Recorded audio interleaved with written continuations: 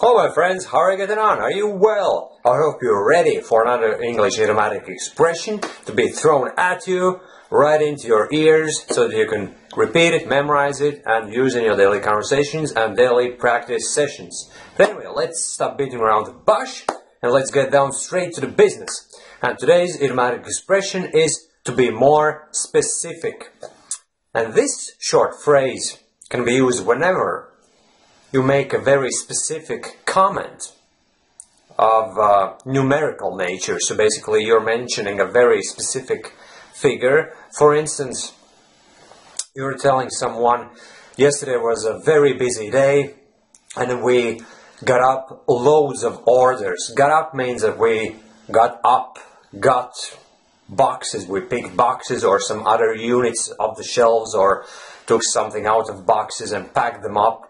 And those were the customer's orders, obviously. You know, we completed them, and conversationally, we refer to that process as getting up orders. You know, you get an order where a specific customer's name is mentioned, account details, and the items that need to be packed and sent out to that customer. I work in a related industry, so I know all the nitty-gritty of this process, and nitty-gritty means all the inside information, you know.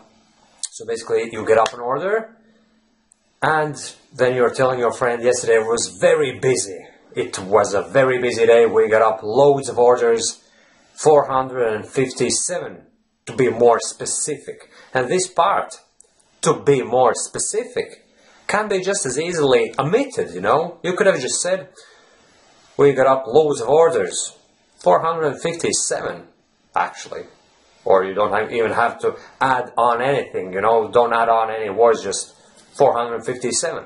But to make it sound better, to make yourself sound more fluent and come across as a friendly person and as a more fluent English speaker, you may want to use this phrase to be more specific. And this is one of those typical hesitation filler phrases I've spoken about before on my blog. You may want to check out this article, you know, and read more about hesitation fillers and nature of those phrases. And this is a typical example. Basically, you can use the phrase to be more specific whenever you mention a specific figure in your conversation. Just add on this phrase to be more specific, and you can obviously, if you read into these hesitation fillers and how they're used and when they're used, you can basically use this phrase when you want to buy more time, when you're not really sure what you're going to say next, and then you're kind of you're not really fluent at 100% of your capacity, of your ability to be fluent, right? So then you use that phrase and a bunch of other phrases to fill your conversation, to kind of fill it up with more content so that your conversation becomes longer. You know what I mean? And you know what I mean is another typical hesitation filler phrase. But anyway, let's go back to the to be a more specific phrase. I need to give you another, actually couple of examples, you know, because I'm aiming for 3 example sentences in each and every one of these videos. And so say, for instance, going back to the hesitation fillers, right, each and every one of these videos. I could have just as easily said in each of these videos or in these videos, but in each and every one of these videos, I'm actually doing 2 things at the same time. I'm making my speech a bit longer, you know, it's a hesitation filler, and I'm emphasizing the fact that every video is containing, every video where I'm giving you an idiomatic expression contains 3 example sentences. So each and every one of them, you know. But anyway, to be more specific, let's think of another example. And now I'm going to improvise. Totally, completely, absolutely. Right now I haven't got a clue as to what I'm going to say next. And now I'm just allowing my brain to brainstorm, completely come up with some random content. And let's look around and let's grab a book. This is my book I'm reading now, Hunger. It's one of those Gone series. Basically there are 5 books in the series: Gone, Hunger, Lies, Plague, Fear. And I have many of them lined up here. on my desk because I got them as a birthday gift. You know, I'm a book person. I strongly believe that books is the best gift you can ever give to anyone, at least to me, you know, because I really appreciate things like books because I value books so much. I've been raised, when I was a kid, I was always reading, and that's how I was raised. I was made to believe that books is embodiment of knowledge and intellectualism, you know, and what you hold in your hands here is not just a compilation of paper and printed material, it's knowledge that's contained within it, you know. Anyhow, how we could use the phrase to be more specific?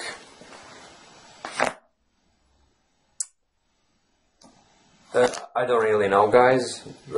I'm struggling. Anyway, the book costs around 8 quid. Quid is a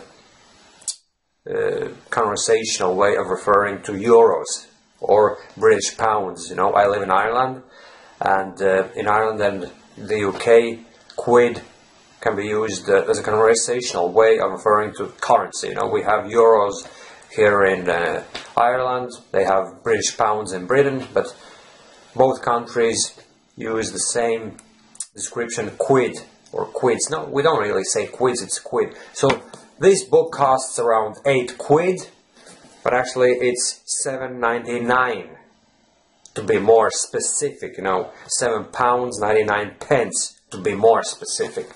So this was the second sample, or example sentence for that matter. You know, for that matter, another hesitation phrase. I could have just as easily omitted it. I could have just not used it, but I just chose to use it because I speak as I see fit, and I stuff my speech with such and similar speech patterns to come across as a more fluent person and actually be more fluent, because it's these speech patterns, these phrases that will add that fluency factor onto your speech. But anyway, let's think about, okay, my phone credit. This is my mobile phone, right, my cell phone, and it's one of the simplest models in the market. I walked into a mobile phone shop a couple of years ago. Could have been a year and 6 months ago, to be more specific. You see, this is the third example, and now I'm going to check my phone credit.